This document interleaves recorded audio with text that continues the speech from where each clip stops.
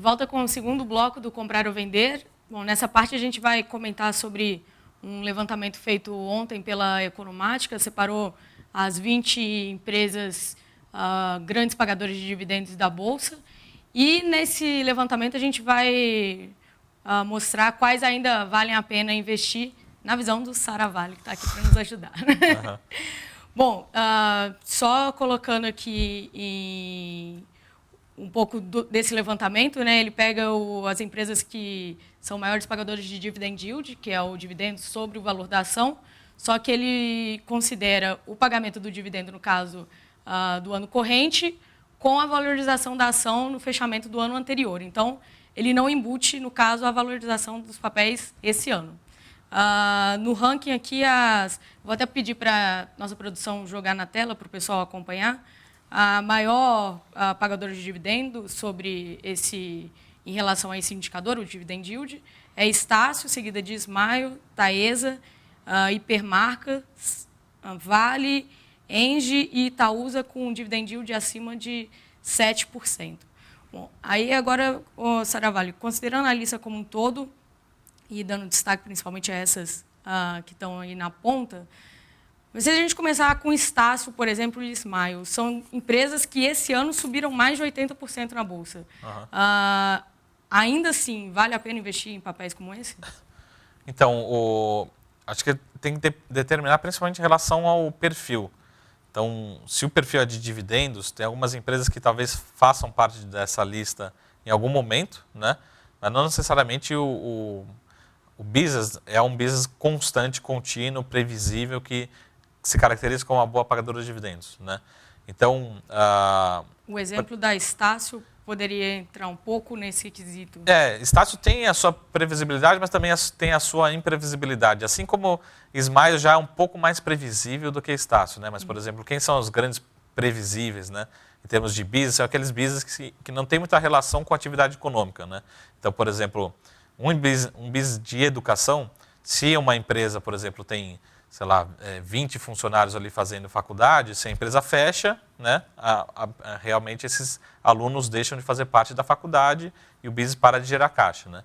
Então, business geralmente de utilidade pública, né, que a gente chama de utilities, principalmente energia, saneamento e também algumas concessões de rodovias, são usualmente bem previsíveis, menos relacionados com a atividade econômica, principalmente no caso de energia, as transmissoras de energia, né?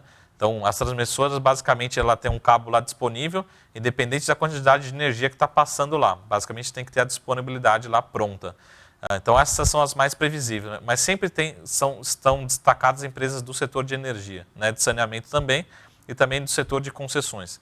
No caso de Smile, são empresas que ainda estão em forte crescimento, né? Principalmente, e tem a sua certa independência em relação à atividade econômica. Lógico, a atividade econômica indo melhor, tem mais pessoas viajando, consumindo com cartão de crédito, acaba gerando mais pontos. Mas como é um business relativamente ainda novo, ainda tem muito espaço para crescer, as empresas estão crescendo e não sofreram nesse período de recessão, né? Nesses 2 anos de recessão no Brasil. Começou em 2014, 2015, 2016, as empresas continuaram entregando bons resultados e bom crescimento.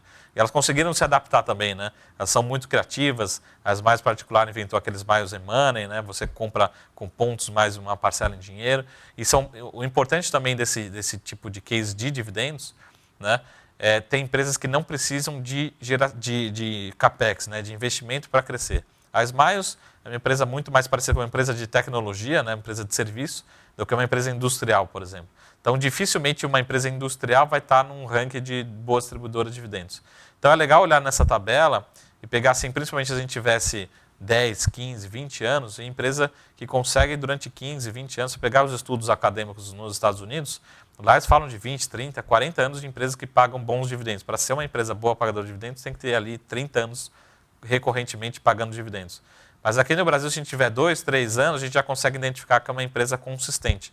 Então, talvez aqui na tabela a gente já comece a ver. A Smiles, ela tem 2, 3 anos consecutivos de bom pagamento. Com certeza é uma boa empresa que paga bons dividendos. A Estácio já nem tanto, né? A Estácio já começa, tem um ano bom, um ano nem tanto, um ano bom, um ano nem tanto. E assim como acontece em empresas mais cíclicas, né? Então, nesse radar, tem a Vale, né? Uhum. A Vale tem anos que ela gera muito caixa, que o minério está $100, né? Mas quando tiver $30, ela provavelmente não vai gerar caixa, não vai gerar lucro e não vai pagar dividendos. Então, são business mais voláteis, mais imprevisíveis, assim como o Braskem, assim como outros negócios, né? Agora, Braskem também foi um case que a gente já comentou em relação, não é um case de dividendos, mas acabou entrando também nessa turma de grandes pagadores, né? Agora, a gente aqui tem algumas elétricas, aí eu queria que você comentasse. Tem Taesa, a Engie, a CEMIG, Eletrobras e Copel. Alguma dessas te desperta interesse como grandes pagadores de dividendos? Como grande pagadora de dividendo, a melhor dessa lista é a Taesa, né? Mas assim, também sempre uma empresa que é muito boa pagadora de dividendo, muito previsível, é difícil ela ter upside, ela ter potencial de valorização. Então a gente vê uma Taesa muito boa para quem quer viver de renda na bolsa, por exemplo. Eu quero ter meus 10% ou bater a Selic, mas também não vai ser um papel que vai acompanhar a valorização da bolsa, né? A gente gosta, por exemplo, de um equilíbrio que se aproxima um pouco da CEMIG. A CEMIG embute alguns riscos ainda, ela está bastante alavancada, tem alguns ativos ainda sendo questionados na justiça, mas ela é uma boa pagadora de dividendos, mas ela tem um risco de upside, ou seja, tem um risco da ação se valorizar, né? Então você tem um dividendo um pouco mais baixo, mas o papel, por exemplo, hoje está se valorizando bastante, né? A expectativa nossa é que ele tenha mais potencial de valorização. Então depende muito do perfil. Se você quer não sei se para quem está participando aqui, lembra do caso da Souza Cruz, né? Antes agora tem o capital fechado, né?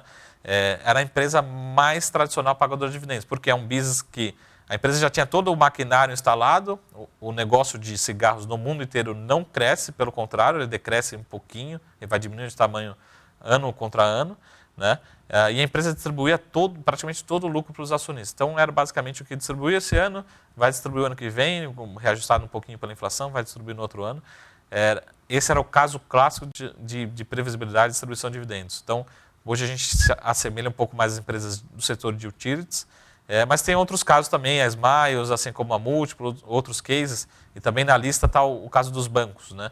Exato. Os bancos, principalmente banco muito grande, né? Aqui tem Itaúsa, Santander, Itaú e Bradesco não, Itaú. Então, principalmente os grandes bancos, de um trimestre para o outro, de um ano para o outro, é muito difícil ele surpreender na questão de lucro, né? Ou seja, se um banco gerou 20 bilhões de lucro no ano, ele vai gerar 19.900 ou 20 ponto alguma coisa, né? Então, a previsibilidade de um grande banco também é bastante grande, né? Ou seja, relativamente grande. É diferente, por exemplo, de uma Vale. A incerteza do lucro da Vale é muito grande, né? De um ano para o outro. Assim como o CSN, os Minas, as grandes siderúrgicas, né? Então, o Itaú não tem um grande dividendo, né? Em termos de yield, em termos dessa metodologia de rentabilidade, mas é um banco bem previsível, né? Que entrega rentabilidade muito boa e rentabilidade consistente, né? Então, às vezes, o Itaú, ou a Itaúsa tem um dividend yield um pouquinho maior, né? Acaba entrando em carteiras de dividendo. Então, isso principalmente para quando a gente está falando agora de Selic próxima de 7% no final do ano, se você tiver uma ação que te paga, lembrando que se for 100% de dividendos, é 100% livre de imposto de renda, né? Então, você recebe, se for 100% de dividendos, você está recebendo líquido. Tem empresas pagando 7, 8, 9% a expectativa para o ano que vem, que é mais do que a renda fixa. Então, só de você se você tiver esse tipo de ação, você vai receber a renda fixa mais com o risco da ação se valorizar, né? E ter o ganho de capital. E aqui a gente também tem um outro caso que é a Qualicorp, que foge também um pouco desse radar de utilities, normalmente como grandes pagadoras, e uma ação que aparece entre as maiores altas do Ibovespa esse ano. Você vê com bons olhos o papel? Então, a característica dela também, não sei se vocês conhecem também o caso da Odontoprev, né? São cases assim, muito mais ligados ao segmento de serviços do que ao segmento industrial. O segmento de serviços, ele também não necessita de grandes investimentos todo ano para crescer, que a gente chama são business totalmente escaláveis. Se ele tiver um cliente, se tiver 100, se tiver 1.000, né, a infraestrutura dela é a mesma. Então, são cases também, historicamente, de bons pagadores de dividendos, né? Porque na medida que eles vão crescendo, vão gerando mais caixa, né? Então, vão gerando mais EBITDA e sem consumir CAPEX, sem consumir novos investimentos. Então, acaba gerando mais caixa, acaba gerando mais distribuição de dividendos, mesmo porque a empresa não precisa reinvestir, né? Todo esse recurso pode ser distribuído para os investidores através de dividendos. Então, esse tipo de empresa da área de saúde, apesar de ser da área de saúde, ela se assemelha muito mais ao prestador de serviço para a área de saúde, né? Para o segmento de seguro, para o segmento de odontológico, como o Doutorprev. Então, são empresas, sim, que fazem parte de carteira de dividendos. Para entender só o risco, né, de cada ação, de cada segmento, mas pelo business em si, pela característica da empresa, tem que fazer parte, né? Não são tradicionais, né? Então não é uma utilidade pública, mas empresas de serviços com essa característica acabam sendo boas pagadoras de dividendos, né? Qualicorp e Odontoprev são os destaques, né, por aqui. E só para a gente fechar o assunto dessa lista, a MRV também aparece aqui no final, já como a penúltima posição aqui, com dividend yield estimado de 5,2%. E ela também é uma empresa, é uma construtora e que também não está tradicionalmente no ranking ali das grandes pagadoras, né? Mas o que você tem a dizer sobre MRV em carteira de dividendos? Para quem assim, viveu no Brasil nos últimos 10 anos, né, a gente viveu um boom de crescimento do setor imobiliário, né? E aí, inclusive, dependendo do segmento da empresa, as empresas estão com um estoque muito grande, né?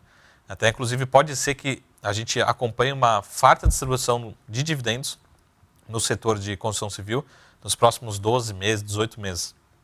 Porque essas empresas vão vender esses estoques, né, na medida que a economia recupera, e elas vão fazer uma redução de capital, porque elas estão com um patrimônio muito grande.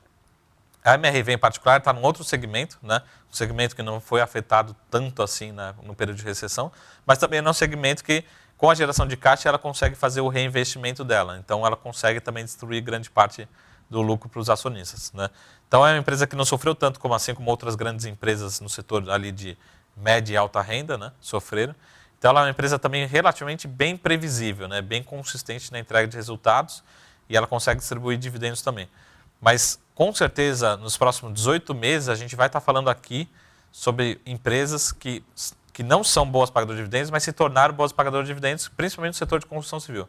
Mas via outro método, que não é nem dividendos, nem juros sobre capital, vai ser redução de capital, ou seja, devolver parte do capital para os acionistas. Grande parte dessas empresas estão sinalizando que pretendem fazer isso nos próximos meses ou nos próximos 2 anos. Tá? Mas não são empresas caracteristicamente que têm essa característica de distribuir consistentemente dividendos. Bom, Saravali, para a gente finalizar o nosso assunto, a gente começou comentando sobre Smiles, e Smiles foi uma das ações que você colocou. Você tem um programa aqui na InfoMoney que recém-lançado, né?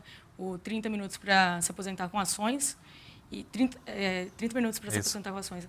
E vai ao ar toda sexta às 11h30, aqui na InfoMoney TV. E ela foi uma das ações que você colocou em carteira, como uma das primeiras que você colocou na carteira que você pretende carregar durante o programa.